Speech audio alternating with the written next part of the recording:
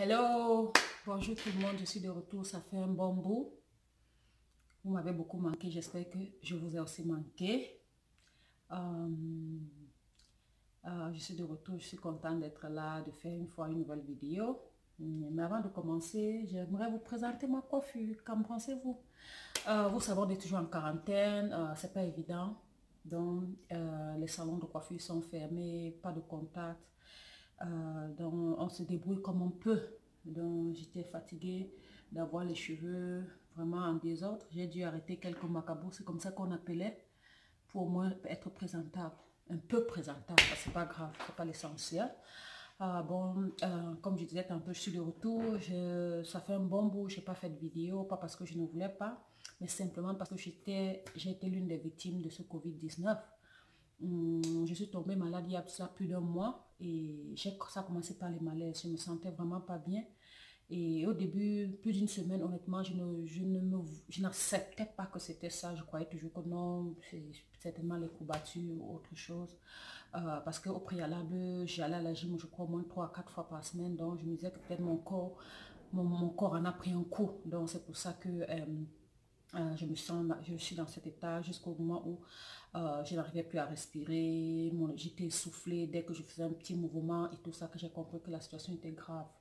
Donc, ça m'a pris tout ce temps et évidemment, je ne vais pas revenir sur tout ce que vous connaissez comprendre. J'ai pris le CBD oil, l'huile de hemp. J'ai pris tout ce que vous savez, du miel, du ail, du gingembre, bicarbonate de sodium, clou de girofle, feuilles de moringa, bref, tout ce que vous pouvez imaginer, je prenais tout ça. Pendant mon traitement, je peux dire, il y a des jours où je me sentais bien, il y a des jours où je ne me sentais pas du tout bien. Et généralement, quand je me levais le matin, je me sentais bien. Et après, dans l'après-midi ou dans la journée, je me sens terriblement mal. Donc, je ne savais pas ce qui se passait jusqu'à ce que je me rende compte par rapport à l'interview qu'une personne avait faite à la télévision qui disait que elle restait couchée longtemps avec le virus et plus tu restes couché longtemps, plus tu penses que tu sens mieux, mais tu te sens mieux, mais en fait le virus, tu donnes l'occasion au virus de vraiment pénétrer.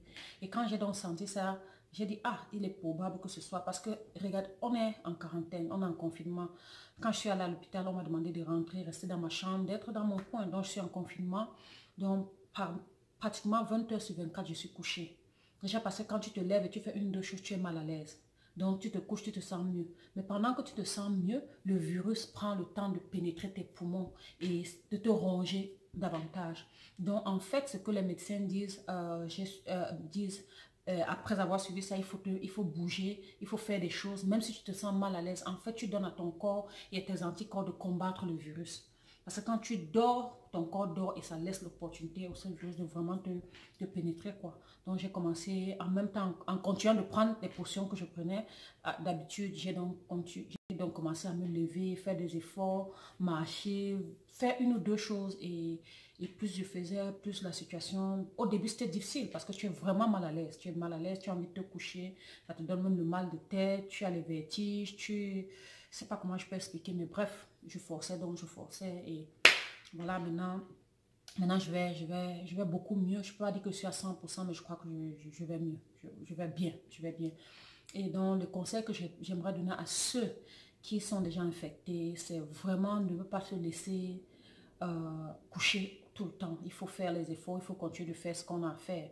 Bon, je ne parle pas pour ceux qui ont peut-être déjà les pathologies et qui attrapent ça. Là, c'est une autre situation. Mais pour ceux qui, au préalable, ont un système immunitaire vraiment fort et qui attrapent, qui ont contracté le virus, c'est plus facile. C'est pas parce que c'est plus facile, mais tu prends la force de faire des choses, de faire des activités pour aider ton corps à combattre ce virus. Et la deuxième chose que je crois aussi qui m'a beaucoup terrorisée, c'est les réseaux sociaux et la télévision. Parce que quand tu as ça et que tu sais que tu dors la nuit, tu n'arrives pas à respirer et que tu suffoques et que tu as peur. Et à longueur de journée, tu viens à la télévision, tu vois on parle des milliers de morts, on parle des gens qui sont, et même des gens que tu connais qui meurent. Ça te fout la trouille. Les réseaux sociaux, tout le monde t'envoie, que ce soit sur WhatsApp, Messenger, Facebook, à tous les niveaux, tu reçois ça, ça te bombarde de part et d'autre. Donc, à force de suivre ça, je crois que ça joue aussi un tour sur notre subconscient. Donc, ce que je peux dire à ceux qui en ont, ne suivez pas beaucoup de télé, ne suivez même pas les informations. Surtout quand tu es malade, évite, continue de faire le traitement et faire des activités qui peuvent te permettre de te remettre sur pied, mais ne pas suivre la télé. Et pour ceux qui n'ont pas encore été contactés, vraiment, on connaît tout ce qu'on a besoin de faire. Se laver les mains proprement, utiliser les gels désinfectants, continuer de boire ces potions. Ça dépend, il y en a plusieurs et tous, je crois que sont aussi valables l'une que l'autre. Donc, il faut simplement continuer de les boire de façon quotidienne pour vraiment continuer de booster son système immunitaire et même pour ceux qui n'ont pas encore ça, éviter de trop regarder la télé parce que à force de regarder quelque chose, tu finis, ton subconscient le capte et tu finis par y croire. Certaines personnes peuvent même être malades alors qu'elles ne sont pas tellement parce qu'elles ont vu à la télé ou bien sur les réseaux sociaux ou sur WhatsApp parce que des gens t'envoient à longueur de journée, on parle de ça, c'est trop. Il faut faire un zen, c'est-à-dire que bloquer sur un certain niveau ces informations. Peut-être par jour, 10 minutes, 15 minutes pour vraiment savoir ce qui se passe et être sûr s'il n'y a pas un nouveau truc qui est sorti, ce qu'il faut faire par rapport à l'endroit où tu te trouves. Mais vraiment, il faut éviter de trop regarder la télé parce que ça aide aussi psychologiquement. Donc, voilà un peu ça. Et puis, je voulais parler aussi de quoi par rapport à ce virus. Tellement on est couché à la maison, ça m'a donné le temps de penser à beaucoup de choses. C'est vrai, le monde entier est plus ou moins en stand-by. Et c'est difficile pour beaucoup d'entre nous d'être à la maison tout le temps et de ne rien faire parce qu'on était déjà habitué à un rythme vraiment infernal. Le monde allait très vite, on courait, tout ça. Et beaucoup de gens se plaignent de ce qu'ils sont déjà fatigués d'être à la maison, ils sont fatigués de ne rien faire. Ça, c'est vrai. Mais d'un autre côté aussi, il faut qu'on voit les choses. On est devenu tellement habitué à un monde qui court si vite qu'on oublie les priorités de la vie. Que ça nous donne le temps de réfléchir, le temps de prendre soin de nous, de s'apprécier soi-même. Parce que quand tu t'apprécies toi-même, tu t'aimes toi-même, tu as l'énergie et tu as le courage d'aimer d'autres personnes. Qu'on prenne le temps de ça. Ici, par exemple, aux États-Unis, on est dans un pays qui... Je sais que partout dans le monde, c'est plus ou moins la même chose, mais pire encore parce qu'on est dans un pays capitaliste ici. Beaucoup de gens n'ont même pas le temps de manger. Parce que quand tu vas au travail et tu as 30 minutes, la plupart des gens ont 30 minutes de pause. Donc, on est toujours en train de manger vite. Beaucoup de gens mangent sans même mâcher. Donc, aujourd'hui que tu as le temps de t'asseoir à la maison, de manger une nourriture, de mâcher, vraiment le luxe de mâcher, de digérer, de relaxer. C'est-à-dire que c'est un luxe de réfléchir sur beaucoup de choses, sur les priorités de la vie. Comment, après ce virus, cette pandémie, qu'est-ce que tu entreprends faire de meilleur en tant qu'un être humain sur cette terre? Quelle est ta contribution? Qu'est-ce que tu veux partager au monde? Parce que ça, c'est en train de nous enseigner beaucoup.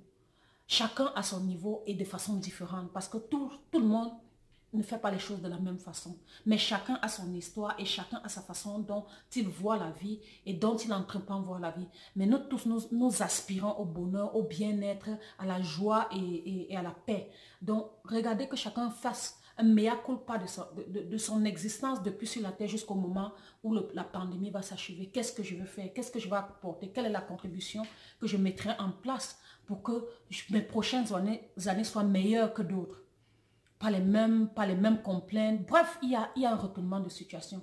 Et que ce temps nous permette aussi qu'on s'aime, qu'on prenne le temps vraiment de s'aimer, qu'on prenne le temps vraiment de s'apprécier, qu'on prenne le temps vraiment de faire des choses qui nous plaisent.